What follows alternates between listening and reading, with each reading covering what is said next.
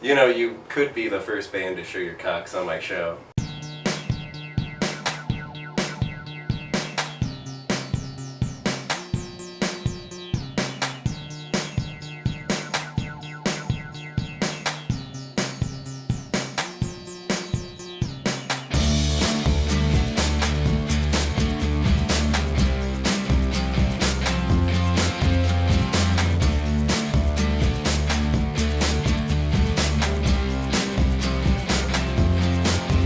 Hello and welcome to the Steve Barman Show. We have with us Marco Polio and the new vaccines.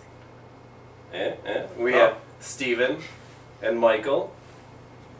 Hi. Hey, we designed you guys a new set. I hope you like it. There's a unicorn and there's me. Oh man. Yeah, the unicorn had a giant cock, but it got lost. Is the somewhere. unicorn smoking a cigarette or a joint? Or a cigarette No that comment. Okay. It's a little subliminal. Huh. And what does a unicorn see when it gets high? It sees the Steve Barman Show. That's what we all see. It sees like 7th grade girls who are dreaming about it. Did you guys ever see the movie Legend with Tom Cruise? Oh, I love that movie. Yeah, man. Yeah. It's got the, It's been a while. It's the big devil guy. I can only vaguely remember it, but Yeah. That movie sucked. I liked Willow. Oh, Willow's so good. Your live shows have a lot of performance art incorporated. Is that okay as performance art? Like, Oh, that's okay? it's a pretty. I like performance. I term. like performance art myself as long as there's like it's tied to something besides somebody being a lunatic. Yeah. And I think And you ours, guys. and ours is not tied to anything besides mean- being lunatic. Yeah. Well, I don't know. I really like what you guys do. So why is the performance art aspect important to you? Doing like electronic kind of music. Growing up, I guess, just seeing people DJ, you know, and I mean they're good and it sounds great, but they're just, they just sit there and you watch them and they're like, clicking things and you're like, oh, that sounds kind of cool when they turn that, but they're just sitting there, and for most showgoers, like, I mean, some people get around that, but I mean, we couldn't. So we kind of were like, came up with this concept, or it almost just kind of started that way. Like, it just had to happen, and we had to do things other than just, pushing buttons. What would you guys have in your underground bunker? Well, hey, is that an extemporaneous question? It is. That's not even on the cards. No. Oh. That'd be great if it was. A lot of Chef Boyardee. Yeah, I'd probably bring my cat. Do you guys cook at all or no? Or is it all Chef Weirdy? for the most Well, part? you know, I I cook kinda- for I a kinda living, cook. so I don't ever cook outside of that.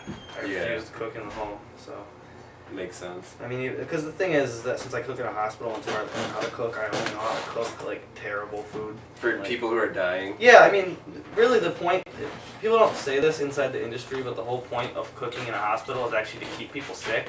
And we actually have next to like the Morton salt, the kosher salt, we have like Clorox, and you're supposed to pour a little bit in everything. It's, it's the Munchausen department. You gotta keep everyone sick so they keep coming back. I think I'd probably have like lots of peanut butter and jelly sandwiches in my bunker. It sounds like your fucking house right now. The problem with bringing your cat is that you wouldn't have anywhere to dispose of And I would cat prob- litter. And if there were to be some sort of, distinct, like, kind of apocalyptic event, and I were to survive it, and just me and the cat, and the sandwiches ran out, and, since I eat meat, like we talked about earlier, I think I would have to eat him. I wouldn't like it, but, I mean... It has to happen. Luckily I've been harvesting the fattest cat in history. So if that fateful thing ever happens, I'm eating him. If I were to take a DNA sample from both of you and make a test tube baby from that DNA, what celebrity would that test tube baby look like? Well, I've been thinking about this for quite some time. I'm glad that someone finally asked me this. I mean, I'd say Robert Smith Robert from Smith? The Cure. Yeah. It kind of looked like Robert Smith, he wasn't a pancake. Let's get the Conan screen here with the melding of our faces to see what it really turns out to be. Sum up a Marco Polio show in 3 words. Newborn baby. Alright, Michael? Has your mom ever seen you perform live? It was really hot, and she enjoyed it, kind of. So it was kind of like, I wish she could have saw it in its full potential, like growing as a baby. Hi, Mom. RoboCop or Terminator? Wow. I think that we talk about this all the time. Like, this is a big... Oh, this is not your question, I my know. friend. I wish it was. RoboCop. RoboCop? Hands down RoboCop, man. Yeah. And I think Sofia Coppola's doing a new Police Academy. Here's one with some depth. Do you think that the digital era, which we are all entering into, do you think it's bringing upon a new sort of digital tribalism? Yeah. I mean, I could get... I think the thing is that me and Michael are like very different people. We've been thrown together by the cosmic wings of fate. You know, they flapped us into each other. There's these wings behind us that are flying everybody around, and we've been thrown together. We crashed into each other. We're very different people. Michael was very tech savvy, making all the electronic music.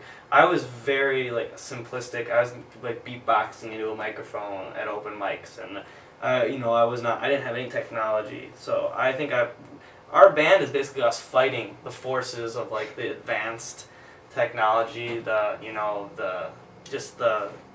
really high tech shit against the low tech shit, but it's all like colliding together into one thing. Michael, Russian Revolution, the French Revolution, or the American Revolution?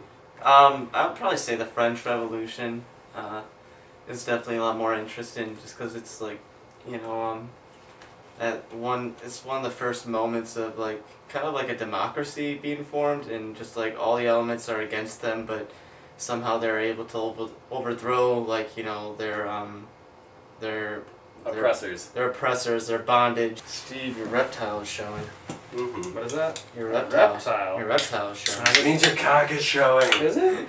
What band would you most want to open for? Actually, the London Philharmonic. Yeah? Yeah. That'd be hot. Marco Polio opening for the London. I don't know if they set up like that. They have a really long fucking setup time. Yeah. Well, here's the thing with me. The last couple of years, I've really wanted to try to open for Crystal Castles, and we tried to get on that show. Last time I think Charlie Slick opened for them or something. Favorite cartoons when you guys were kids? You know, I was really influenced by Doug, especially the music. And the beats. Yeah, totally. Yeah, very beatboxing. that green very guy. and the music from Rugrats too that Mark Mothersbaugh did. Yeah. Was Oh really yeah. big for me. Yeah. Recommend a book for me. Probably like Kurt Vonnegut. I don't know. I haven't read any Kurt Vonnegut. Really? Yeah, no, not at all. Like Champions of Breakfast is a pretty common one. I mean, everyone knows. Everyone that I know. You mean that knows Breakfast of Champions? Breakfast of Champions. I don't know why I just said that. A band Because name. there's the... Because they melted it in my mind. Let's do a scat session. Alright.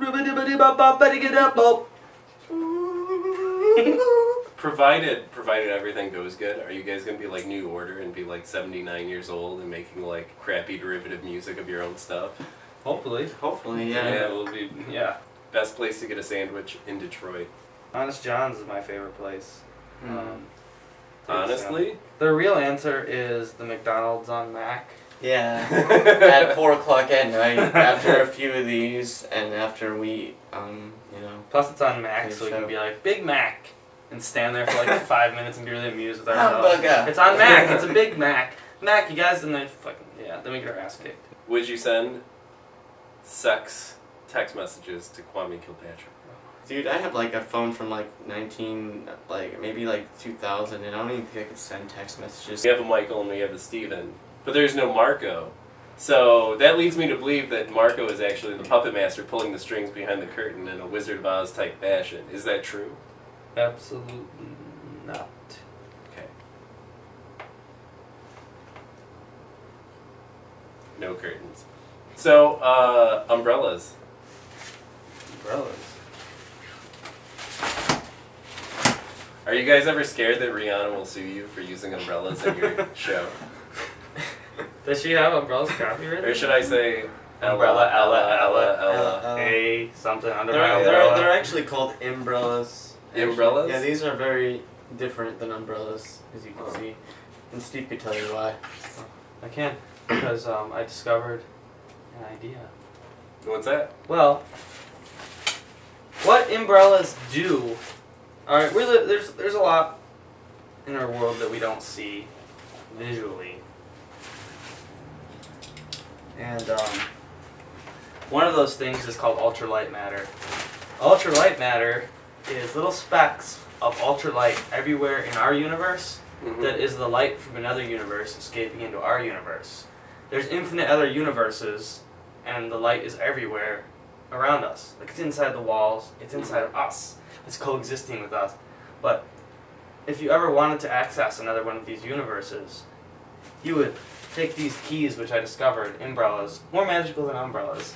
Umbrellas derive from the power of imagination, the I am. And you thrust them forth into another reality, and when you open them, you open the portal of another reality, allowing you to step forth into another dimension, into another universe. That's umbrella. So when we're opening so many umbrellas at a Marco Polio show, we're opening other realities, and letting them spill forth into our reality, and letting us go into these other realities. You know what? I think you've just gotten yourself an honorary doctorate